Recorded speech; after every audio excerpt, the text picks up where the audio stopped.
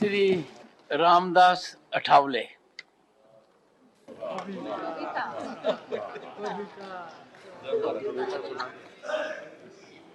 आदरणीय महोदय, मैं तो अन्याय के खिलाफ लड़ा हूं। मैं तो अन्याय के खिलाफ लड़ा हूं, इसलिए आपको बधाई देने के लिए यहां खड़ा हूं। आपका अनुभव बहुत ही बड़ा है। आपका अनुभव बहुत ही बड़ा है, इसलिए आपने संघर्ष का पहाड़ चढ़ा है। मेरे पार्टी का मैं हूं अकेला। मेरे पार्टी का मैं हूं अकेला, लेकिन मेरे हाथ में है संविधान का पेला।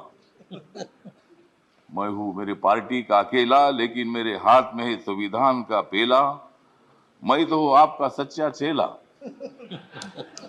मैं तो हूं आपका सच्चा चेला, मुझे मत छोड़ो अकेला।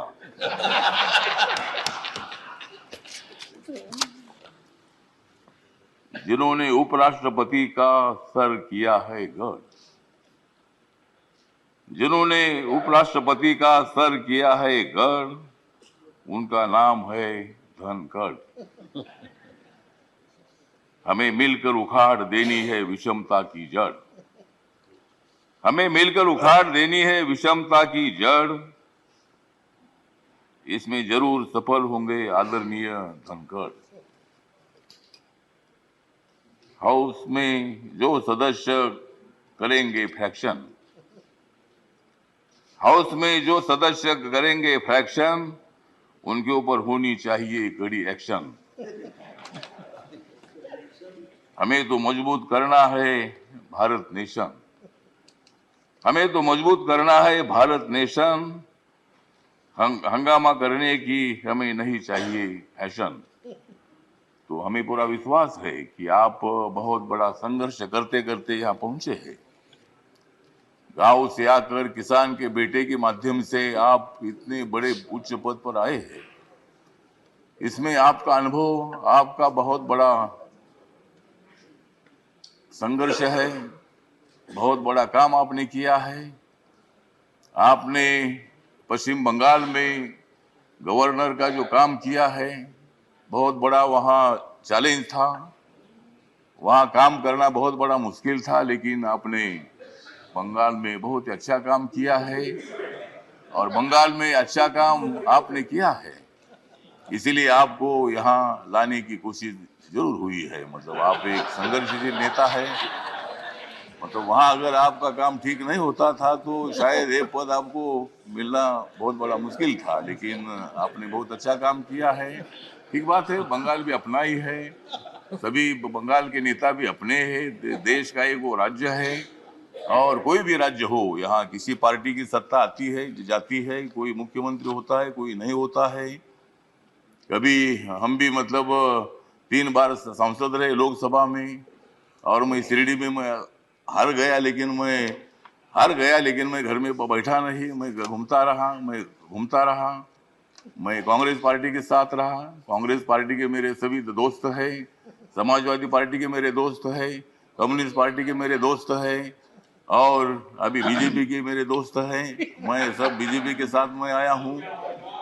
और भारतीय जनता पार्टी के साथ में इसलिए आया हूँ कि मुझे शिरडी में हारा गया। मुझे मंत्री ने बनाया, फिर मैं उधर क्या करूं। तो इसीलिए मुझे मतलब कांग्रेस पार्टी को छोड़ना पड़ा।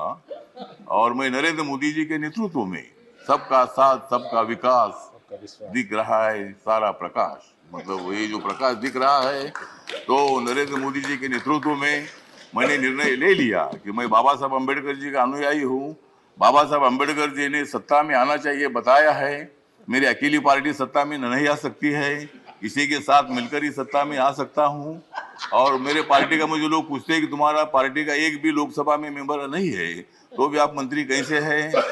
तो मैंने बोला, आप माननीय नरेंद्र मोदी जी को जाकर पूछो, मतलब मैं कैसा मंत्री हूँ। मतलब मैं अकेला हूँ, लेकिन मेरे पार्टी के लोग पूरे देश भर में है। नॉर्थ ईस्ट में मेरी पार्टी, सभी पार्टी है। और मुझे बोलने का मौका दीजिए। मुझे मालूम है कि आप बहुत अच्छे आदमी हैं और मैं आपको, हाँ, आप मुझे हर बार बोलते थे कि हमको कविता सुनाओ। अगर आप मुझे ज्यादा बोलने के लिए देंगे तो मैं कविता सुनाऊंगा, नहीं तो एक भी कविता नहीं सुनाऊंगा। तो ठीक बात है, तो इसीलिए मतलब कविता सुनाता भी रहूंगा। और आप एक अनुभव है तो इसीलिए अपोजिशन को भी आप मौका दीजिए, हंगामा करने के लिए मौका दीजिए, लेकिन एक आधा दिन हंगामा करने के लिए मौका दीजिए, दूसरे दिन एक्शन होना चाहिए और हाउस का काम भी मतलब चलना चाहिए। इसीलिए आप एक सर्वोच्च हाउस के आप चेयरमैन बन गए हैं। इसीलिए मैं, मेरी जो आरपीआई है, रिपब्लिकन पार्टी है, गरीबों की पार्टी है, दलितों की पार्टी है, इस पार्टी की तरफ से मैं आपके साथ हूँ। मैं हमेशा आपको साथ देता रहूंगा और आप मुझे बोलने का मौका देते रहो। जय भीम, जय Bharat. Now be the first to know about the latest updates on our new news app. Go on your Android or iOS, search for HW News Network. Download our app, choose the language you prefer to get updates in, and be up to date with the latest news.